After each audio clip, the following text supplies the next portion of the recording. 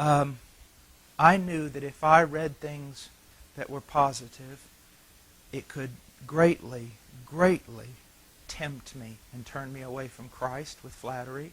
If I heard things that were greatly negative, it could crush me. I've kept myself open to criticism of godly men. But let me say this. I want to make it very clear. A lot of things are said about me on the internet. Maybe you could call it persecution. When Jesus was persecuted, when people said bad things about Jesus, they were always wrong. When people make critiques of me, they are not always wrong. We are men. We are weak. We are failing. And I just want people to know that when someone says something about me that's not very positive, they may be right. And I want them to know that they may be right. And it breaks me. And I do want to be more exact. I do want to be more holy. I don't want to put an end to the emotions that God has given me, but I do want them to be sanctified and to be controlled by the Holy Spirit.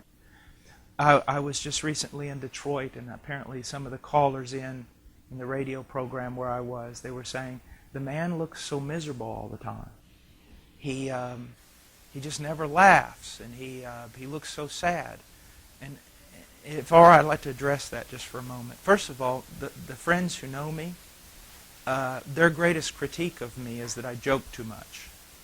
My home is a home so full of laughter. We're homeschoolers, but most strict homeschoolers would think that we were too wild in my house. A lot of dancing, a lot of really fun stuff going on. But we are living in a time where billions of people are dying without Christ.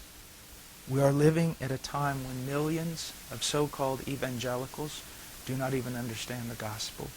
We are living in a time when some of the greatest evangelical heroes, if they were simply critiqued in light of historical Christianity, they would be proven heretics. Shouldn't somebody be disturbed? Shouldn't someone be broken? And shouldn't someone stand up and say, this is wrong? This is wrong. And it is wrong. It's very, very wrong. And, you know, I look at the prophet Jeremiah. I wouldn't have called him, the happiest man on the planet. He was a weeping prophet. Jesus was known as a man of sorrows. Yes, he was a man of great joy. But he was also the man of sorrows. These are serious, solemn times. Our country could be on the verge of destruction.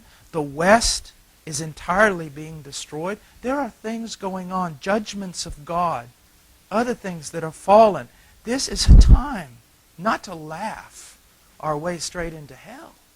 To have godly joy, yes, but to realize these are the worst of times. These are the best of times. This is a time in history when much will be determined. We need men who will see this and fight. And you're not going to stand up against the world. You're not going to be able to stand up against I don't even know what you would call it anymore, a churchianity in America. You're not going to be able to stand up against that without people really, really coming down on you. But it's worth it. It's worth it. Because the gospel is at stake. And because the souls of people are at stake. Because the glory of God is at stake.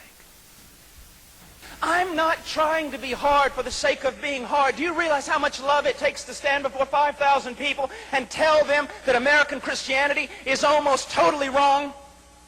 Do you know what it's going to cost me to never be asked back again to something like this?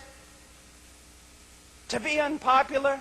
Do you know why you do it? You don't do it because you get paid well. You don't do it because men love you. You do it because you love men, and because more than that, you want to honor God.